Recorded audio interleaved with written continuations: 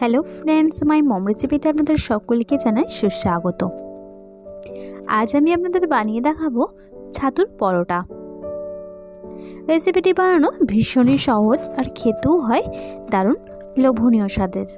সামান্য কিছু উপকরণে খুব ইজিলি রেসিপিটি বানিয়ে নেওয়া যায় একদম পারফেক্টভাবে। রেসিপিটি প্রথম থেকে শেষ পর্যন্ত দেখার অনুরোধ রইল। তাহলে চলুন আর দেরি না করে চটপট আজকের রেসিপিটি শুরু করে নেওয়া যাক।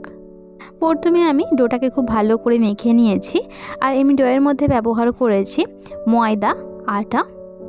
আমি 2 ভাগ এখানে ময়দা ব্যবহার করেছি আর 1 ভাগ আটা ব্যবহার করেছি। আর এর মধ্যে আমি ময়ান দিয়ে খুব ভালো করে ডোটা বানিয়ে নিয়েছি। আর ময়ানের মধ্যে ব্যবহার করেছি লবণ, চিনি আর সাদা তেল দিয়ে। আর দেখুন খুব ভালো করে সফট করে ডোটাকে ভালো করে মেখে নিয়েছি বা ডোটাকে বানিয়ে নিয়েছি দেখুন। এবার আমি 30 মিনিট মতো ঢাকা দিয়ে রেখে দেব। পরোটার পুরটা এবার আমি বানিয়ে নেব। তার জন্য কি কি উপকরণ লাগে চলুন দেখে নেওয়া যাক। লাগছে পেঁয়াজ, কাঁচা লঙ্কা, আদা, রসুন আর ধনেপাতা। আর সমস্ত উপকরণগুলো কিন্তু একদম মিহি করে কুচিয়ে নিতে হবে। এবার নিয়ে নিয়েছি ছাতু।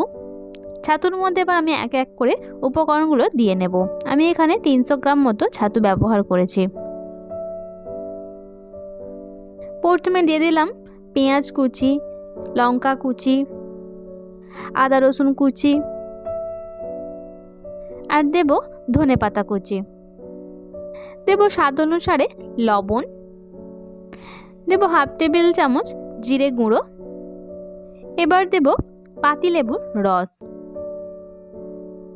আমি এখানে একটা গোটা পাতিলেবুর রস ব্যবহার করেছি, মিডিয়াম সাইজের লেবুর। দেব 1 টেবিল চামচ গরম মশলা পাউডার।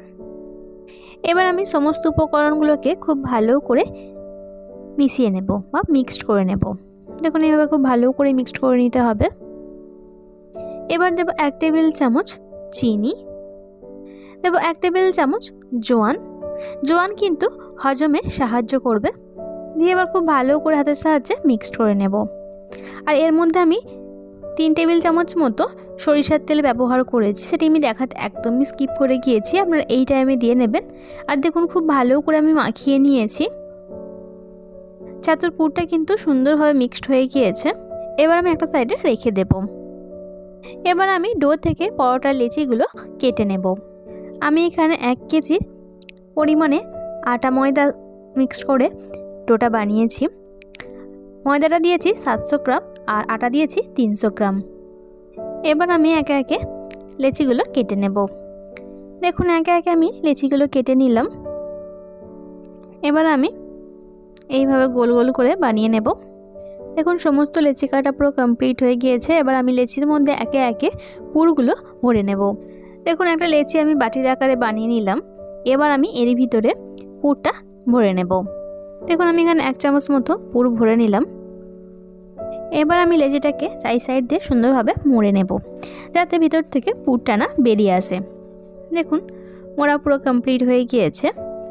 এবার আমি সেম পদ্ধতিতে বাকি লেচির মধ্যে পুরগুলো ভরে নেব। দেখুন সেম পদ্ধতিতে আমি এই লেচির মধ্যেও পুরটা আমি ভরে নিলাম।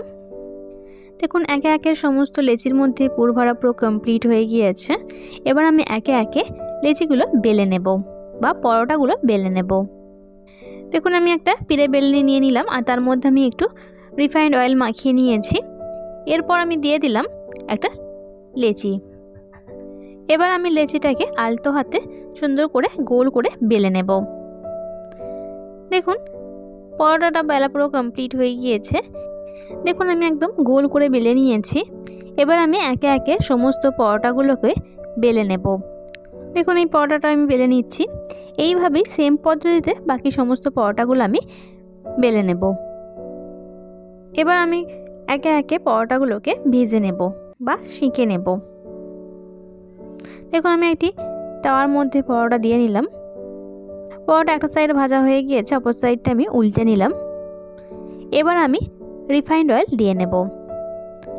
দেখুন আমি এখানে পরিমাণ মতো রিফাইন্ড অয়েল দিয়ে নিলাম। এবার আমি উল্টে পাল্টে পরোটাটাকে লাল লাল করে ভেজে নেব। আবার আমি একটু পরিমাণ মতো তেল দিয়ে নিলাম। দিয়ে দেখুন এইভাবে খুব ভালো করে ভেজে নিতে হবে। আর দেখুন কতটা ফুলে উঠেছে পরোটাটা। এইভাবেই অল্প অল্প তেল দিয়ে পরোটাটা লাল লাল করে ভেজে নেব। দেখুন পরোটাটা একদম লাল লাল করে ভাজা পুরো কমপ্লিট হয়ে গিয়েছে। এবার আমি তুলে নেব। এবার আমি সেম পদ্ধতিতে বাকি পরোটাগুলোকেও ভেজে নেব। দেখুন পরোটাটা কতটা পরিমাণে ফুলে উঠেছে। এইভাবে কিন্তু পরোটাগুলো ভেজে নিতে হবে। ভাজা কমপ্লিট হয়ে গিয়েছে। এবার আমি একে একে পরিবেশন করে নেব। আমি একটা পরোটা আপনাদেরকে ছিঁড়ে দেখাচ্ছি। দেখুন ভেতরটা কতটা পরিমাণে পুড়ে ঠাসা। পারফেক্টভাবে ছাতুর পরোটা তৈরি হয়ে গিয়েছে। আমার আজকের এই ছাতুর পরোটার রেসিপিটি আপনাদের কাছে কেমন লাগলো সেটি আমাকে কমেন্টের মাধ্যমে অবশ্যই জানাবেন। আর যদি ভালো লেগে থাকে তাহলে আপনারাও বাড়িতে ঠিক এইরকমভাবে বানিয়ে নিতে পারেন। আশা করছি আপনাদের সকলের খেতে ভীষণ ভালো লাগবে। যদি ভালো লেগে থাকে ছোট্ট একটি লাইক এবং প্রচুর প্রচুর শেয়ার করে দেবেন। আজকের মতো আমি আপনাদের কাছ থেকে বিদায় নিলাম। কাল আবার দেখা হচ্ছে নতুন কোনো এক রেসিপির সঙ্গে। লাস্ট অবধি আমার সঙ্গে থাকার জন্য আপনাদের সকলকে অসংখ্য ধন্যবাদ। আপনারা সকলে ভালো থাকবেন এবং সুস্থ থাকবেন।